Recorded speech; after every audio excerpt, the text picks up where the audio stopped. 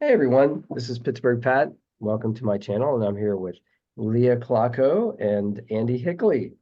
How are you guys? Good. Hi. I'm doing great. We're going to talk about the new production of Sleeping Beauty. Leah is the what is your official title? Costumer or Yes, costumer. costumer? Okay. And Andy's got several hats in this. He's a director, writer. Well, you wrote an Yes. adaptation, right? So Hmm. okay. Yeah. Then fight director, right? Yeah. I kind of the fights were a collaborative effort between myself and our fight captain Michael Menendez. Gotcha, gotcha. And Mhm. then okay, so you have three credits on the bill, on the playbill, is that right? Yeah. They Okay. they credited me as production designer too, which is very nice. I mean, I did come in with a lot of visual ideas. Um, but that was the first time I've ever been credited as a production designer, so that was fun. Well, that's pretty cool. And you've been Yeah. doing this, yeah, for a long time. So I know Andy, you've been like in stage theater productions for how long now? Like how many years? Oh boy. How long ago was fourth grade? Okay. Uh, Right, right. So you don't have to so tell us. it's And probably then 20 some years, give or and take. then Leah, is this something that you do all the time as well? Yes, I started costuming in 1999, Got so 25 years. Wow, that's amazing. Wow, I Fantastic. didn't realize it was that long. I know it's amazing when we start talking in terms of decades. All right, so what I'd like to do is just talk in a general way about the production so that people that are interested in going to the production know how to do that, how to get tickets, where it is, and all that kind of stuff. And then after that, maybe we can get into some more detail about like what I saw on Sunday, which was a lot of fun. Yeah. So let's do that. Absolutely. All right, so where is the play? So the play is at 523 Lincoln Avenue at the Margaret Partee Performing Arts Center, which is a store that's been converted into the Pittsburgh Savoyards headquarters in Bellevue. I think it used to be a black and gold store, and they've worked to make it kind of a black box theater, one part costume warehouse, one part build space for their main stage shows that happen at the Andrew Carnegie Food Library Music Hall and the Pittsburgh Masonic Center. It's a cool little spot, 523 Lincoln Avenue. Long answer to a short question. That's right on the main shopping street in Bellevue. So That's if right. you know Bellevue at all, that's where it is. And when are the next two performances or next three performances, right? The next three, yeah, last three, which Yeah. is crazy to think about. Our final shows are going to be this Friday at 7:30, and then Saturday we have a 2:30 show and a 7:30 show. So Saturday you got two chances to see it. Fantastic. And then so how much does it cost? $15 ticket. It's not What too a bad. no, what a deal. That's fantastic. Mhm. And how long is the runtime? Like how many hours? Yeah, it runs about 80 minutes, an hour 20. That's including our 15-minute intermission. Okay. Somebody pointed out it runs just about the length of a Disney animated film. So for anyone with younger kids, it's like the perfect runtime for maybe shorter attention spans. Well, it's funny you mentioned that. So like I'd love to hear your takes on this. I sat in the front row and at Hmm. the first act, and there was a family behind me with some younger children. And so it was great. I thought like to see kids of that age be at a live theatrical performance because you Yeah. know it's all electronics, right? So like this is actually and and it's a really intimate space. So like you're involved, like you're right there. Did that like Yeah. inform anything? Like Leah, I want to get you in the conversation. Did that inform anything like when you were doing it, how close everything was and how everybody was gonna see like, you know, Well, costume wise, you have to consider, I mean, there's been a running joke from a costumer that I knew that said, as long as it looks okay from 50 feet away on horseback, you're good. Because on a normal stage, you're pretty far away on yeah. a regular proscenium stage. Now, in a black box or a theater where it's this close up, I mean, you can't get away with that because people can see because they're only feet away. Yeah. Uh, Most of my stuff anyway. I don't cheat that much. It looks good up close and far away, so I really didn't have to do anything differently for this show. Gotcha, gotcha. And Andy, when you were writing the adaptation of the play, Yeah. did you have children specifically in mind when you were doing that?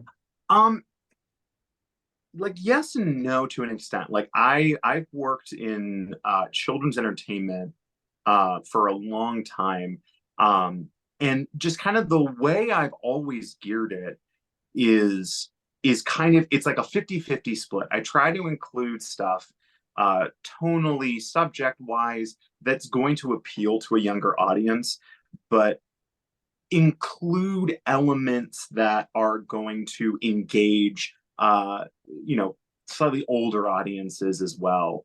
The way I always like to frame it is like it's a family show. There's something in it for everyone. So like you can bring everybody there, and hopefully, if I've done my job right, you know, every single member of that family can engage with it and enjoy it, even if like it's in slightly different ways.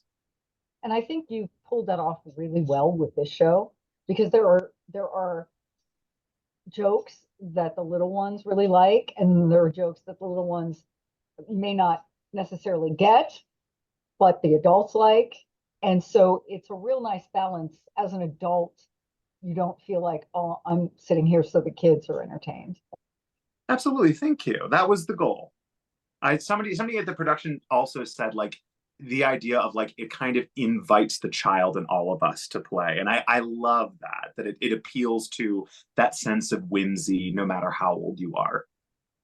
Well, when you pick a fairy tale, you know, we know that we're coming into this with that sort of mentality.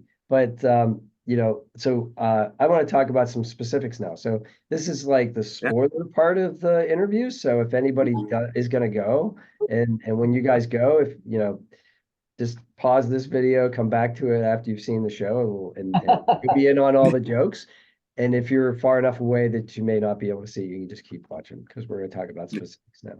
So thanks for Speaking that. of being far enough away, or did we do all of our live streams, or is there still a live stream coming up? So I checked on the website and it looks like the live streams are done, unfortunately, but Okay.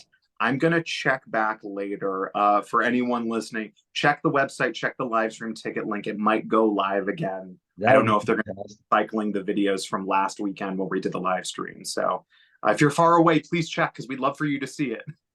Yeah, absolutely. Or if you're like me and you have a cold, you can like go and you can see it and not infect anybody.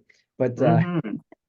I actually did with Leah, what you were talking about. I was in the front row for the first act, and then I went up top, like in the back row for the second act to kind of see the whole picture because I felt like I was really close to the action sometimes because there was a doorway where a lot of people were coming in and out.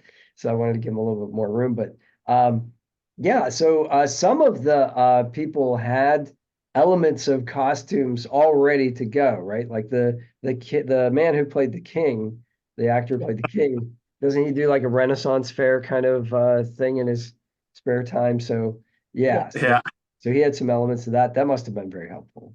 Yeah, Oh, it Michael was. Menendez has worked in Ren fairs for decades and has accumulated a lot of Renaissance garb in that time. And so it was very helpful because he not only brought the stuff that he was wearing, most of the two capes were the only things that weren't his that he Okay. wore. But he also brought some stuff that no longer fit him that I was able to use on other actors. So that was very helpful, Yeah, I was going especially to say, with a small budget. well, that's one of the things I wanted to hit on. I mean, we don't have to talk about specific dollar figures, but I think for anybody out there that's thinking about like writing or thinking about like being involved in a, you know, like they have to know like a budget is a very big consideration, right? So like for instance, there are three. Maleficent is like, I don't think you name her though, right? Do you name the dark No, fairy? she's just called the Wicked Fairy since Maleficent was like the trademark name given to that Ah, character in Disney. Yeah. gotcha, gotcha. Mm. So the Wicked Fairy has three minions basically, Mhm. and Yeah. and the way they were costumed was very clever, I thought. And very economical, you told me as well after the production, which is wonderful. This is exactly the type of thing you need to do, right? Well, right. Before Leah goes into the details, I just have to say, like, all of the kudos and like all of the applause to Leah for how she was able to construct the monster costumes, because I know when we were talking about it, I was a little vague and a little kind of like you know, a little up in the air about what that might look like. And she found the coolest, efficient way to create that look. And I'm just like, amazing, amazing. So yay, Leah. I was so happy you liked it, Andy, because I was thinking, so we have these, they're monsters, and later they become the hedge. Yes. And they had to be able to change fairly quickly. They had to be able to move in it, do some fighting in it, be safe with that. Andy had a thought originally that the monsters would be kind of um, like a woven fabric, a slightly furry woven, kind of almost an Afghani kind of fabric. Um, and I had one Afghan like that, but I didn't have three, and I didn't want to cut the one I had. So then I was thinking, how do I make hoods?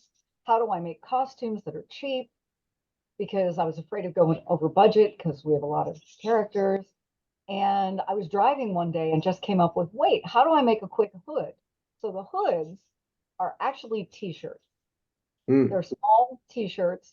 I sewed the bottom together, cut out a hole for where their face goes, and then cut up the neck and sleeves to just look like pieces. So those are t-shirts. And then for the actual body, they just have on black leggings and black long sleeve shirts. And then I bought an XXL t-shirt and cut sort of pieces out of it to make it look kind of furry. And it's one of the things I like best about costuming, which is solving problems. Costuming is not so much about sewing, but about solving problems. This person has to go from this to this in this amount of time on this budget. How do I make that happen? And so I'm actually very proud of the monsters. They're fun. Yeah, they look They really- amazing. Fabulous job with them. Thank you. Yeah, the same family I was talking about behind me at one point, the little girl said something like, it's scary. And I'm like, it's supposed to be scary. I mean, it wasn't too scary though, because then the humor came in. Like, Andy, you had a real great balance of like tension and humor. It was a lot funnier than I thought it originally was going to be. I really did. I mean, there's humor in the Disney movie, but it's really more dramatic. Yours, Mhm. there was a lot of fun stuff. There was a reference to a joke that Gandalf makes in Lord of the Rings at the very beginning, right? Yes. Go ahead, tell him. Yeah, at the very beginning, I thematically liked the idea of the good fairy, um, kind of always being late. It was a nice way of explaining. I'll back up a little bit. I knew the space the show was going to be performed in before I started writing, which was a huge benefit because it helped me kind of shape a lot of things, even in the writing, that kind of saved me some work down the road. And one of those things I knew at the very beginning was I wanted to have a smaller cast so that the stage didn't feel so crowded and so jam-packed with like so many people that you can't move. And in every version of the fairy tale, except for maybe the Disney one, there's several fairies. In Charles Perrault, there's 7 fairies, including the Wicked Fairy. In the Brothers Grimm, there's 13. And I kept trying to think of like, okay, good fairies to bad fairy. How do we want to do that split? Is it going to be an even 4 like in Disney? And then the thing I kept coming back to was, there's in Tchaikovsky's ballet, there's only one of the good fairies that really does anything. It's the lilac fairy. She's the one that softens the curse that it will be sleep, not death. But to that end, I wanted to kind of explain away why we're only going to see these 2 fairies, not all the other ones, because there needed to be a reference to how many fairies are there so that we understand that one of them has not been invited.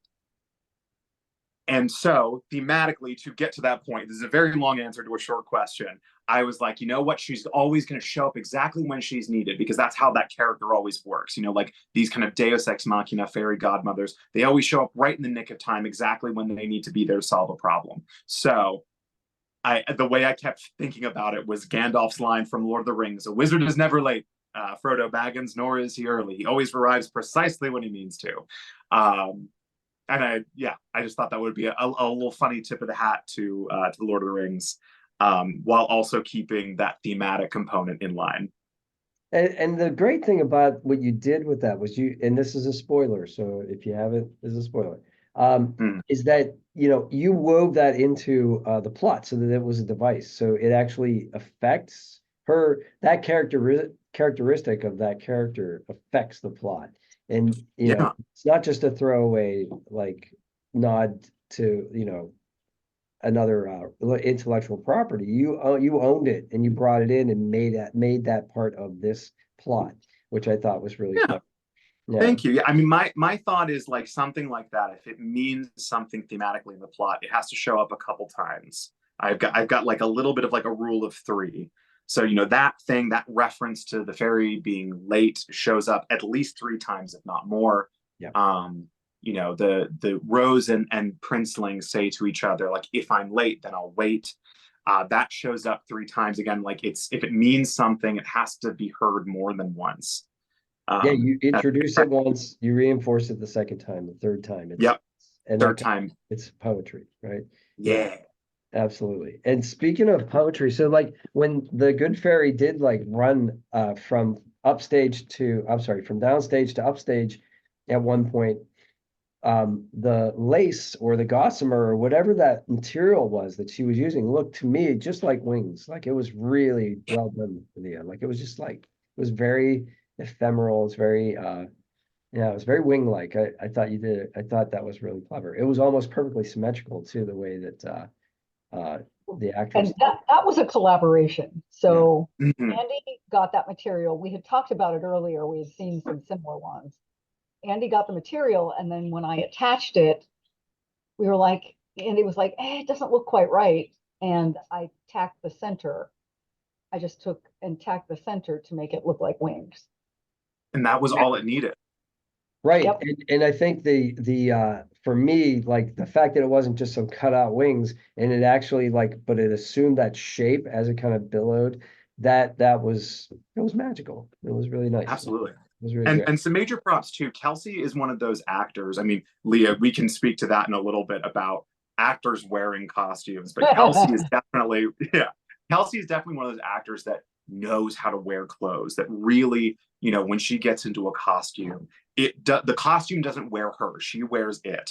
And as soon as she got those wings on, it changed the way that she moved, because she started including those big movements of the arms to simulate the idea of wings flapping.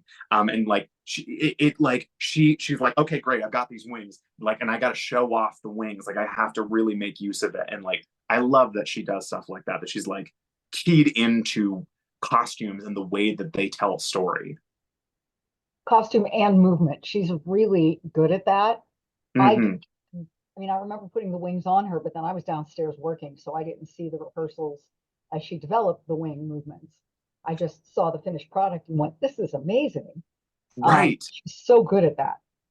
Yeah, she was really fascinating with some of her hand gestures too. I remember one scene in particular where I think it was during the ball, but she ends up like doing this kind of like little clap, and it looked like wings, right? It looks like little, like you could imagine like Tinkerbell's wings or something. Like the rapidity, the pace at which she did it was really suggestive of a tiny little fairy, like it was really cool.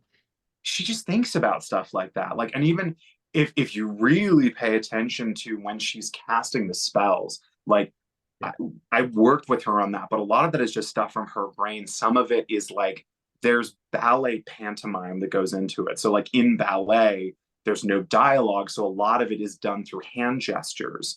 So like if you kind of know what to look for, that she's saying a lot of what the spell words are with the gestures, with the wand movement. Like like yeah, she's a very brilliant performer. Lucky to have her. Yeah, there was definitely a lot of that. The incantations were really dramatic, and that was fun. I actually had a note about the sleep spell. When the evil fairy does the same thing. And it's just, but she has this big rod, right? So her wand is like, you know, I don't know, A powerful. staff. It's like, It's Yeah, a staff. yes, yes, yeah, I am here and you must deal with me, right? yeah, Should have invited me to the party. absolutely, yeah.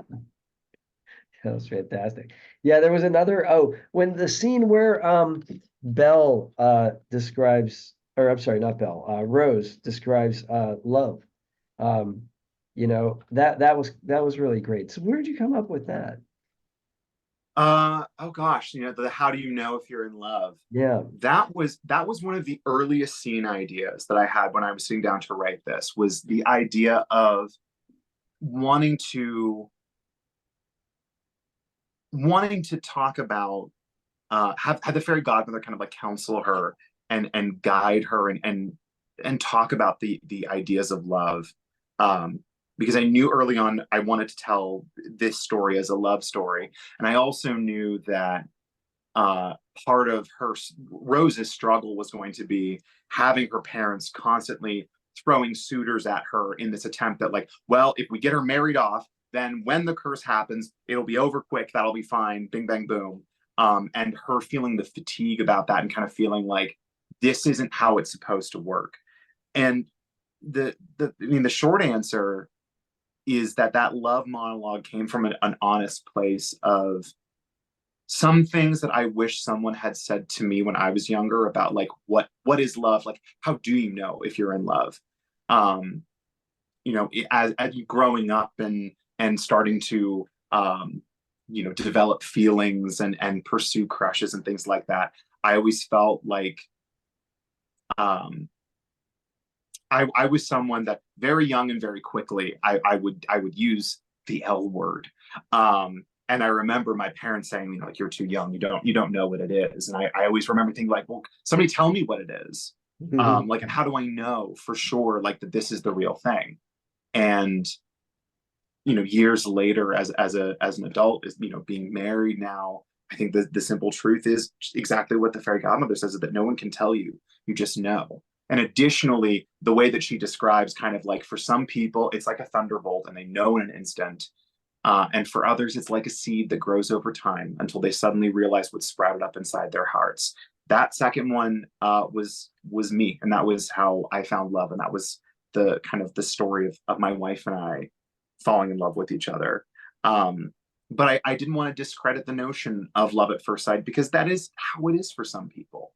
And I really wanted to kind of give a little bit of that all-inclusive message of, like, it happens differently for everybody. And who am I to tell you, like, that's, you're not in love, you don't know. Like, you know it or you don't. It's really a tender moment in the play too, and it's almost like it's really close to the center of the play. I mean, it really is the heart of the play Mhm. in a sense. Like Absolutely. Yeah. and I just that was a very genuine moment came through. I thought the performance was great, the writing was amazing, and I thought that, it hit me. It definitely hit me. It was I'm good. so glad. Hmm. Yep. And talking about the suitors, so like the costumes for the suitors and the three different, so you basically have like one who's, rich and wealthy, but basically he's getting some chattel, like a prize or an alliance or something. You have the second one who's kind of like reminded me of like Sir Didymus from like Labyrinth or something. He's very noble, but he's also very old. He's way too old for her. And Hmm. but he's the chivalric love, right? The chivalric ideal, and it's almost to the point of, it's to the point of it is all done very in a very funny way. Uh, Oh, yeah. and then there's just the fop, right? Who's just like, what? He just dances weird, and he's got like the long, like I think Leah did, well, that must have been a conscious choice, the really long feather right in the cap, and or the really weird, like kind of almost Mad Hatterish hat, right? He has kind of a Well, the suitors came together again. It was a collaboration because Andy wrote these crazy suitors, and especially the fop were like, okay, we'll see what he does. This is going to be kind of, and so partly they were things that I had. The two of the suitors are in very short little puff pants, and those were things I had from another production.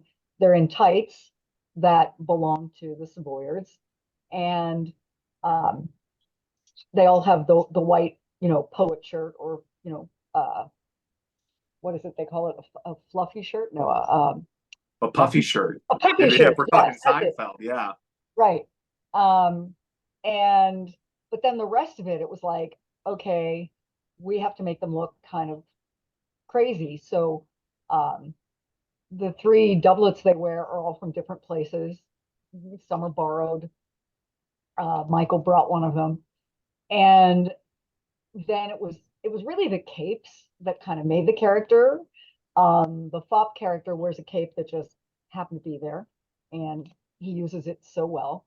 And the other two capes, the crazy red, white, and black one and the blue one, were actually skirts that I bought at a thrift store and cut and made into capes.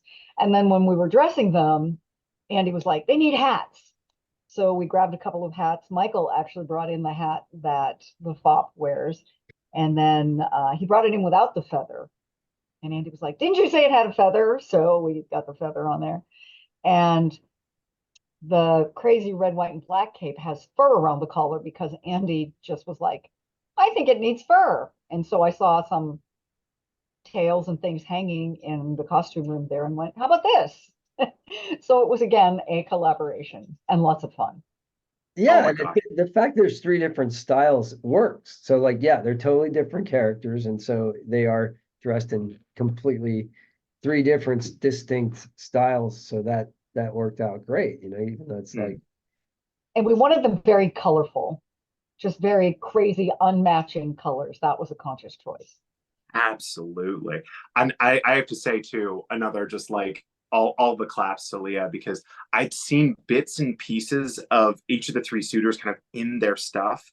But the first time I saw all three of them together in those outfits acting the roles was on the dress rehearsal, and the curtain opens and there they all are just being very absurd, and I about died. I yeah, thought it was one of the funniest things I ever, and I was just like, that's it, that's the look. And it was like like you said, all those like little detail things, like that cape with just that little pop of fur collar was like, yep, there it is. Like that's Mhm. all it needed. Or like Sam is another one who plays the third suitor, the fop, who wears clothes very, very well. And I remember he was like, can I wear my cape to rehearsal once? And we said, sure. And just the way that he put it on himself and the way that then it informed his movement, because he would fling it around. It was yeah, just like, oh my goodness. yeah, yeah. So funny. Like, again, I think just, he's Before so you, inventive yeah, and creative that, he'd make anything I put on him work, but it's great to sort of work with him and help make him comfortable enough to do the things he does. yeah, that was a cool thing too. Kind of like after the first fitting, the three of us kind of getting together and be like, okay, so we had this. I think collectively between myself, you, and Sam, the actor, we're like some of this we weren't fully happy with. Okay, what about this, this, and this? And then we're like, okay, great, there it is. And it was kind of between the three of us working out that. Well, and the weird thing was, Andy and I hadn't even talked about it. And then he was like, oh, I don't like this part of it. I'm like, yeah, I know. I agree. I already got something else for that. Like, we Yeah, didn't have to.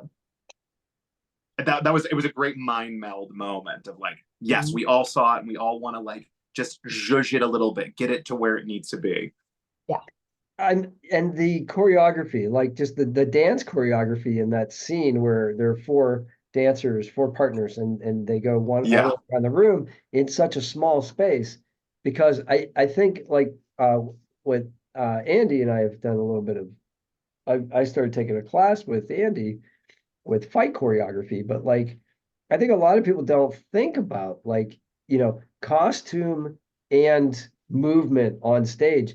You've got these big flowing robes. I mean, like, Rose has like this, it's almost down to her ankles sometimes, and so being able to move around in that, and especially in a dance number, right? In something that's choreography, and then the fight scenes as well. I mean, yeah, you guys all have to be on the same page. The actor, the director, the fight director, and the costumer, right? Yeah. Especially in this case for the fights.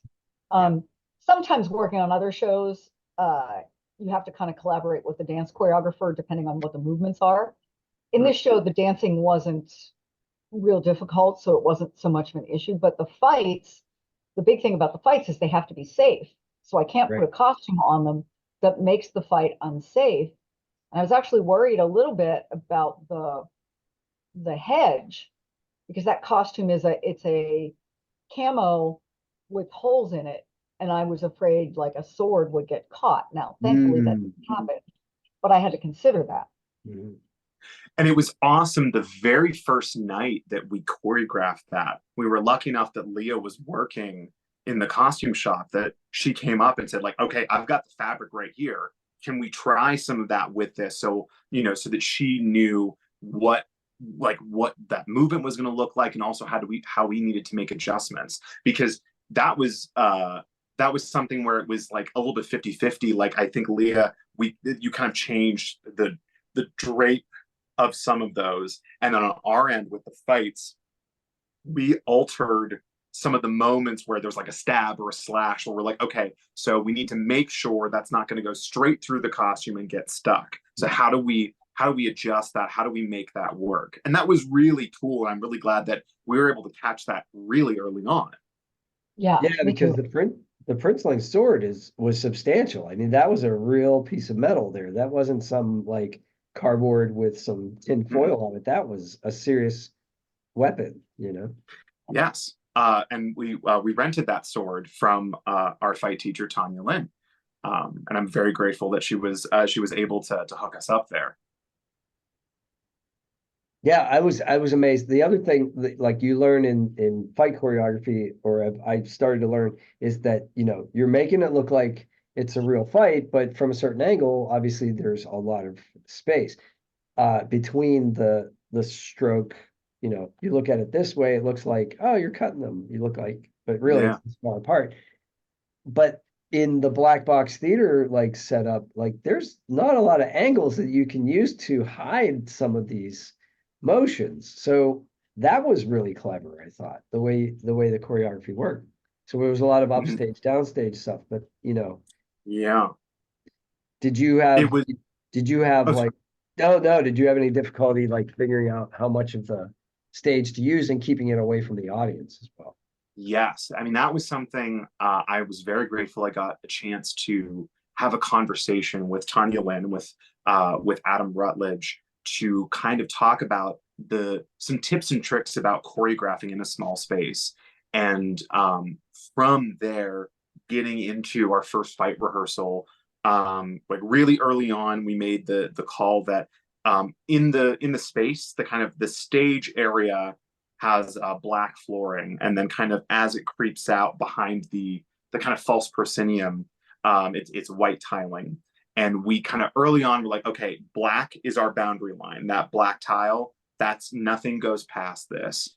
Gotcha. And then the other thing that we tried to work on were angles and kind of the sense of motion. So there's a lot of stuff that happens on the diagonal just because of that space. That's where you end up getting a lot more room to play. And it was just kind of this game of like working on it, kind of being in the back, and you're like, okay, so like if this rotates in this circle, it gives a lot of movement to the fight without them really having to travel a lot of places. Yeah. And like you said, a lot of it was kind of pushing stuff upstage and trying to keep things moving in a way that kept the action not too much in the audience's lap. We want to make sure that the audience feels safe as much as we're making the fighters safe. Gotcha. Yeah. And that's another thing we want to talk about, collaboration with not just with Michael, our fight captain, who I absolutely relied on to make those fights look the way they did. Because I had some ideas, but then I was like, Michael, what do you think? I need something here. And he was also just another set of eyes. But that's another place where costumes really ended up kind of working out beautifully, because the Wicked Fairy has this beautiful cape, which I believe, Leah, is another skirt that was converted into a cape. Am I correct? Yes, you are. It has a leather it's a leather weave that goes around her neck. And I found this skirt years ago in a thrift store, cut it in such a way that the leather weave is the neck part and then the skirt hangs behind. And I've used it in, I think, 3 or 4 shows at this point. And it just was perfect for the Wicked Fairy. I still remember, not to get too derailed, but when we did that first fitting with the cape, where my brain just exploded, because I'm like, that's it. Because we had the dress and we're like, yeah, it needs some bits, it needs some accessories. And then you put the cape on, like, okay, we're building everything else around that cape because it's beautiful. Mm-hmm. But And oh, go ahead. We had to put another scarf. There's a scarf attached to the skirt because it had gold weave through it. The first scarf kept catching on the set in rehearsal and kind of got a little bit shredded. So I have the scarf that you see is the second one that has kind of gold stripes through it. It still works, but it was a different look than the first one. It kept pulling threads, and I was afraid that during the fights she would step on them. Right. That's what I was thinking of, was that there's all this flowing fabric, and like, how do you keep that up off the ground, away from the people's feet, right? While they're doing their choreography. Mm-hmm. But the other thing about that cape was that it was a huge boon, because there were little things that we blocked that suddenly this cape was adding an interesting level of both motion and masking. So like there's a couple parts where, like, the Wicked Fairy, she like throws this big slap and then she kicks him down, and it was that motion of the cape both like gave that fight movement so much more depth, and then also, like, when she did the kick, it kind of helped mask it a little bit, and you didn't even realize, because you saw the kind of the back of her heel kick up against the cape, and then you see him go flying, and it's like, oh my gosh, she's kicked him. Yes, that definitely came through, there's no doubt. And back to just the hedge with the 3 actresses who were doing the hedge. At first I thought it was all one big, like, solid thing. You got me. I thought, oh, they're holding up like a big piece of cloth, but no, it was all attached to their outfits, right? Mm-hmm. Yeah. And those were like ponchos, basically. Yeah. Oh, the camo fabric. And the funny thing is, I didn't know how the heck I was going to do the hedge. I mean, I really didn't have a clue. And I was in Joanne Fabrics just looking for material. And I used to work in Joanne Fabrics. I didn't know they carried this stuff, but the camo fabric is for turkey hunters to create a blind. Right. And the one lady was like, I've never seen anyone buy this. What are you making? One of the ladies that worked there. And I'm like, a hedge? So I kind of explained to her. But it was the perfect fabric. And then I added to that. And the fact that you could, just cut a hole in the center, basically, and have it drape on them. And then the way they used it made it look really more complicated than it was. Well, the way they used it was amazing, but the performance that they gave, like, how long did it take those 3 actresses to get all of that in unison? It was, for me, it was like watching Macbeth, like the 3 witches from Macbeth, or actually I started thinking of the 3-headed knight from Monty Python and the Holy Grail, because you had a reference of the Terpsichorean Muse, which is a line from the Monty Python's cheese shop, right, sketch. So I was thinking in Monty Python terms for a little bit, but then I thought, no, this is Shakespeare. Like, when they were talking, it was spooky. Like, it was good spooky. Which by the way, I didn't realize that I had like gently borrowed that reference to the Terpsichorean Muse from the cheese shop sketch. Oh, you didn't? Oh, I just thought, like, referring to the Terpsichorean anything when talking like dance is just such an obtuse and goofy way of talking about it. But thank you for, that absolutely. But yes, the hedge kind of being like a Shakespearean thing. I was telling Leah this one day. I had some rules with the dialogue, like kind of like loose rules, where I wanted everyone to kind of talk differently than each other. And with the Wicked Fairy and her monsters, I absolutely wanted to evoke that kind of Shakespearean old kind of fairy tale rhythms. And we spent a whole night of rehearsals just with those actors playing the hedge. And we sat down, and it was almost like doing a music rehearsal, being like, okay, how do we want the tempo for this? Like, where are the stress words? And in doing that, we actually found that some of those lines, I didn't plan for this, but some of them are in meter, almost like Shakespeare. You've got Like that da da da da da da da da rhythm in there. That makes it so much more hypnotic. It's like a spell, right? It's like Yeah. that gives that magical element to it. And I think that was what was so evocative. Yeah. Yeah, I still get a kick out of whenever they do that first thing, because they all start with their heads down and they all raise their heads in unison. They're all speaking in unison. I still get a kick out of hearing the audience kind of, or like, kind of react to that moment, because it's so creepy and it's so cool. Yeah. Yeah. That's amazing what you can do with three people, all like Yeah. just with their emotions and voices. It's such a Oh, I know. Like major props. That's Kate Morosky, Lindsay Surmas, and Elisa Stuver playing the hedge. They worked really, really hard. And there were a couple times where I was like, hey, guys, work with each other, kind of like circle up and sync up on these lines. Let's make sure we get them real crisp. And they really did a great job with it.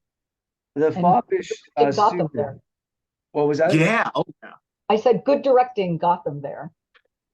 Thank you. Thank you. That line that the foppish knight or the foppish suitor says about I wore an onion in my belt, as was the fashion of the time. Is that Henry V? Do you know what? I don't know. It might be. Sam, who plays the third suitor, is a master improv actor. Okay. And we've worked together on a lot of projects, and he knows how to take material on a page and just, add something, just a little something to it, like that makes it even funnier than what I had written.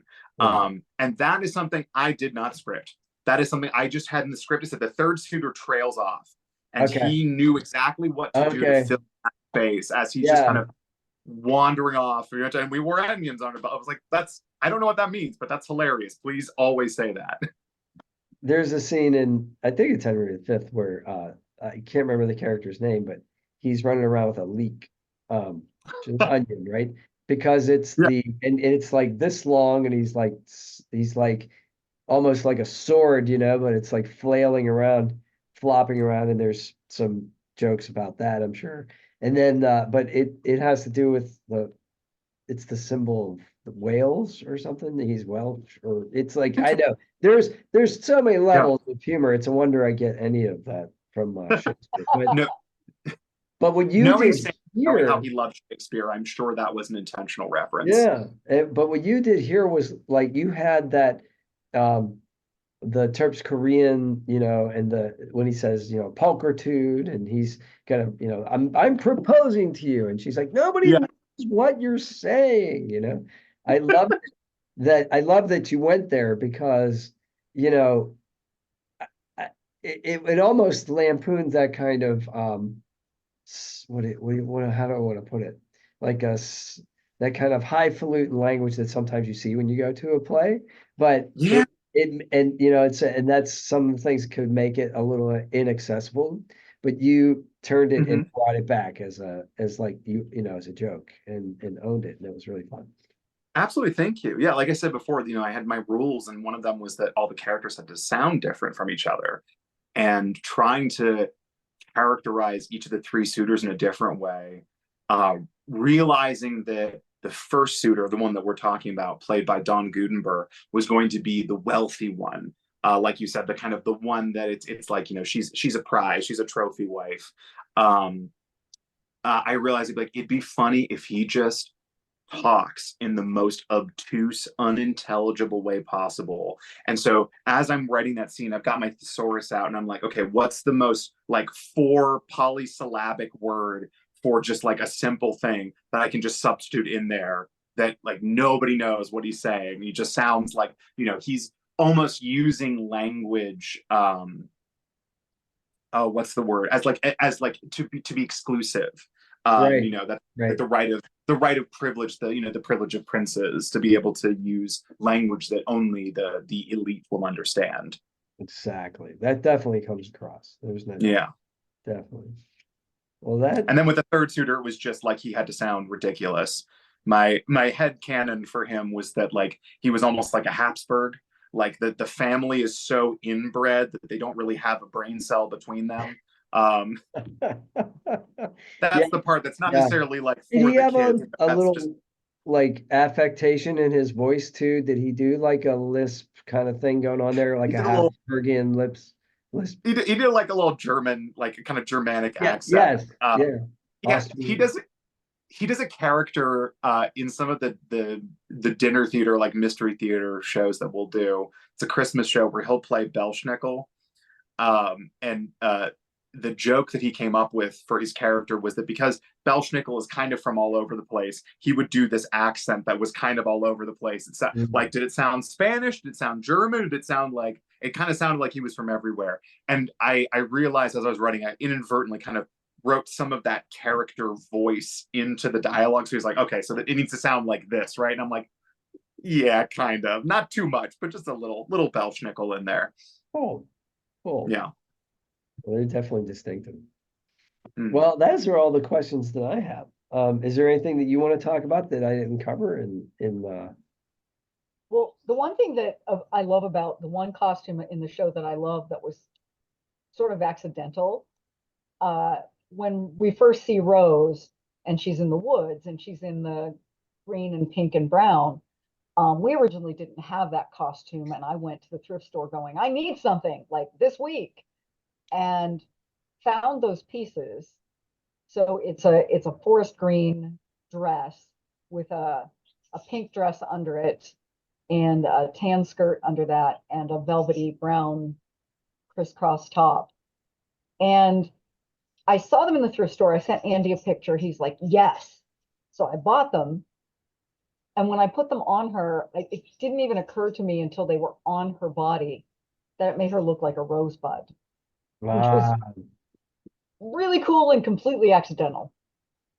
I loved that. I loved how like that just came together in the best way possible. Because we had talked about, do we want her to have, you know, because in the first half of the show, she's running away, she's in the woods. And we were like, oh, do we want to have her in a different dress? Is it going to be more trouble than it's worth? And originally we said, well, you know, we got the pink dress, which Leah did a beautiful job creating this gorgeous pink ball gown. Looks every inch a princess. Um, Again, a and collaboration. Andy and I picked the material together and then I we sewed it.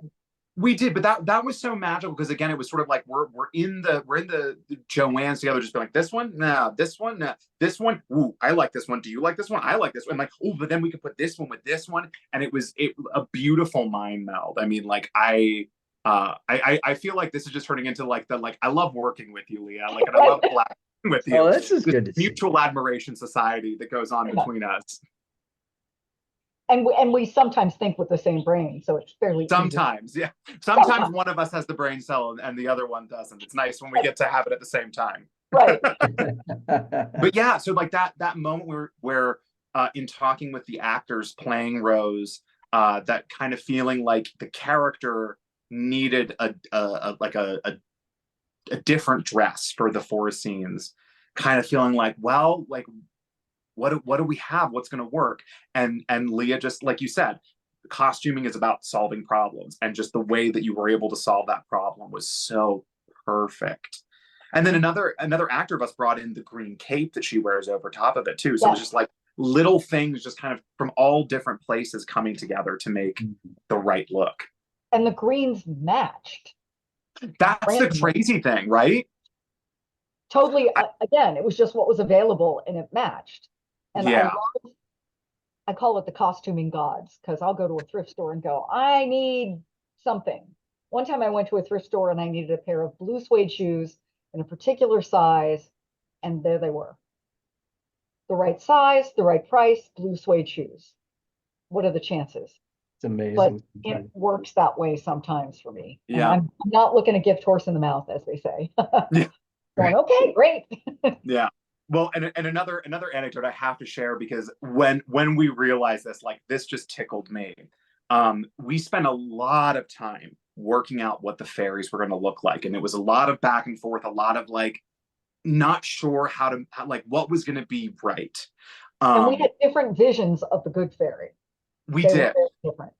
They were, but like it made me happy where we were able to come to a place where we were both happy with it, and it was something that Kelsey, the actor playing this character, felt really good in too.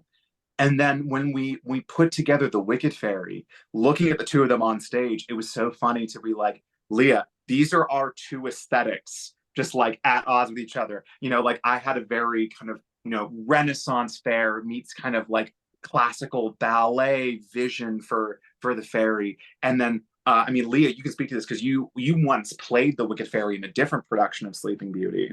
Yeah, and I'm an old rock chick. I'm an old rock and roll girl.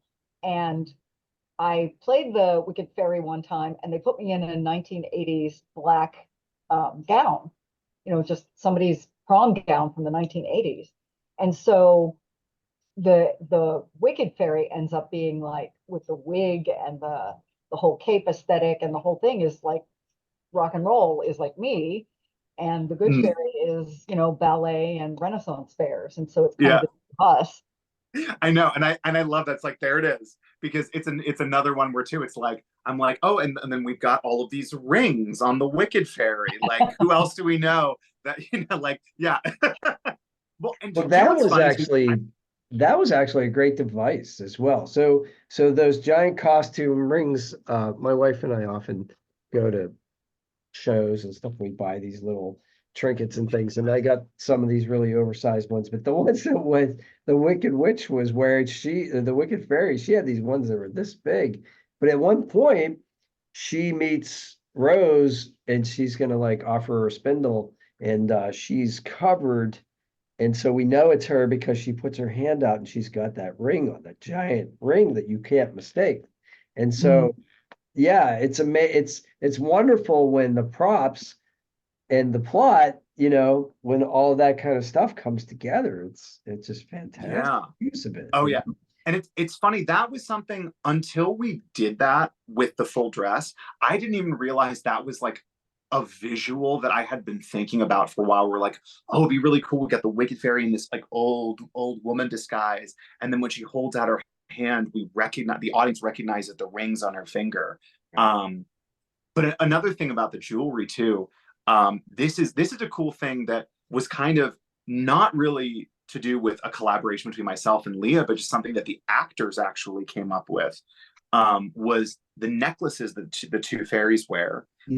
So you know, Leah was able to find this really this lovely crystal, like clear crystal pendant for the Good Fairy to wear on a silver chain. And previously, L. Connolly Thomas, who plays the Wicked Fairy, had brought in this like amethyst crystal that she was going to wear with her costume as well. And the neat thing was, it was almost like, you know, the Wicked Fairy's got a lot of silver accents, and then the Good Fairy's wearing like this jewel that has some silver to it, and all the Good Fairy stuff has kind of got this purple tint to it, and the Wicked Fairy's, you know, necklace has purple in it, and the two of them kind of work this out. It's like, these were the gifts that we exchanged each other before we were at odds with each other. And so now whenever Kelsey on stage talks about the Wicked Fairy, talks about her sister, she'll kind of touch that necklace, that pendant, almost like remembering who gave that to her. And it's like, it's a little detail thing. And it's something, again, it's costumes telling the story, but it's cool to watch, like, what do the actors then do with the stuff that they're given, and how do they then use that to further the story, even if it's something the audience doesn't necessarily pick up on. Right. Yeah, I loved that. When they told me that, I was like, that's the coolest thing ever. Like, yes, that's what it is. And I didn't know that until just now. I'm like, isn't that awesome though, Leah? Yeah. Like, that they were just like, that's what it is. That's the story behind that thing. And I love it when actors can. Yeah. Oh, I love that. And there's what's really, I don't know. in art and painting and that sort of thing, when you add an element, right?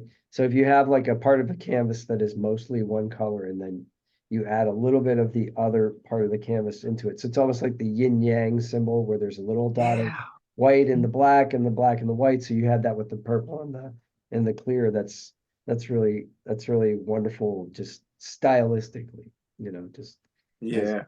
Well, it and I think it's makes it a interesting whole. that sometimes certain productions don't seem to think costumes are that important, and they don't spend a lot of time on them. And until you see I once saw a musical that I didn't know the story of. The costumes weren't well done, and I was confused as to what time frame I was in, who these characters were, because people on stage were dressed in everything from like 1960s to 1940s kind of, and I didn't know what my era was, what year it was. Some people came across the back in like black leggings and white men's shirts. I'm like, who are they supposed to be? And you don't realize until you see something you don't know the story of how much costumes contribute. Sure. And an actor, part of my job is to make the actors comfortable on stage in what I give them to a point. And what they can then take and do character-wise with what I give them is what a costume is supposed to do. No, Absolutely. I think it's a great point. If I don't know this character, I'm going to judge. Before I hear a character speak, whether I know it or not, my brain is already making assumptions about what I'm seeing. So the costume is the first thing, right, that I'm seeing. That's what I'm going to notice first. Then I might notice the actor's hand gestures, face, something like that. But the very first thing I'm going to see is, the clothing, and especially when you have a play like this where you do have archetypes, right? So Yeah. that has to work, right? You have to Mhm. have, there's a division there. And you And can that only was, break. oh, Oh, go sorry. ahead, Leah. No, I was going to say you can only break sort of, if you were costuming Dorothy from The Wizard of Oz, you can't not put her in blue gingham. Like you can't now. Right. There may have been a time when you could, but everybody knows it. There are certain things you can't break with certain Right. characters. Yeah. And that was, costuming is so important to me. I love costumes. And that was, I remember early conversations with Leah. Like we would just be getting together and just being like, oh, wouldn't it be cool if we could do this and this and this? And like, this is, I feel like we've been brainstorming and just kind of like, going away at different like elements of this for a while now. And it's a big reason why I wanted Leah to be part of this project, not just because Leah and I are very good friends, but because, Leah is such a good costumer. And also because we're good friends, we do work really well together and we collaborate well. And more often than not always, we kind of have the same like vision and aesthetics. Sometimes we don't, and that's okay. And it's been very cool to kind of like work through those. Like, okay, I'm seeing this, you're seeing this. Where do we go from there? Like, what's the best middle ground? Like, how do we, as you said, how do we solve this problem? And I've loved getting to do that with you because it's just the look of the show is so beautiful. Like I can't stop. Like I keep going through like on Facebook and everywhere else, kind of looking at the pictures of the show. Just being like, it looks like a storybook come to life, and that was my biggest vision for this. Was I wanted to feel like you're looking at an illustration on a page almost. And I'm so like, I've really enjoyed working on this, and I'm happy that Andy is happy. That was what I wanted to make sure I did. But sometimes I've made a director happy with what they wanted, but I'm not happy with it. I give them what they want. But this time, both have happened. Andy's happy with it, and I am happy with everything that I have on the stage. So, Yeah. and my earliest memory of Andy was a costume. When we first met, I was costuming him, and he was like, oh, I have these boots and I have this, and it was already like, oh, this guy knows costumes and this is going to be great because he has some stuff that we can add. And that is my first memory of working with Andy. That's my first memory working with you too. And I was so glad that you didn't just like shove me to one side being like, stop talking. Because I was just so excited to be like, hey, like can I help? Can I like bring some stuff to the table? Like it's so funny that like our relationship began from a place of collaborating on a costume. We're like, hey, can I help with this? And I was like, this guy gets it. And he doesn't Yeah. mind that I'm giving him pink pants. Oh no, yeah, that's the thing. So we were working together on a pirate show, and it was Sean Raleigh's Pirate's Tale, and it had been going on the Gateway Clipper for it'd been 2 years at that point. So they were using the same costume. So I'd gotten to see the years prior what they had done, and I was like, okay, well they're probably going to put me in one of these. And so I'm looking at Facebook, being like, which one would I want? And I'm looking at the one that's got the pink pants, and I'm like, that one. And then Leah's like, I want you to put on this one. She hands me the pink pants, and I probably like, I don't know what my reaction was, but it was probably just restrained giddiness because I'm like, I got the pink pants. I don't honestly remember. What I remember is you're like, oh, and I have some boots and I have this. And I was like, huh, this is easy. Yeah. Yeah. That was fun. I love it. And it still is. Like, getting to do this was a blast. Yes. Well, you can tell that a lot of love went into it, and Mhm. it definitely comes across. There's no doubt. It's very heartful. Yeah. So, all right. Well, I think this is probably a good place to wrap it up. So thanks for being here, and everybody go out and see the show. It was an amazing show. I'm going to go one more time, and Woohoo. yeah, so I'll see you guys there. All right. Awesome. Thank you, Pat. Have a great Bye, day. Pat. Mhm.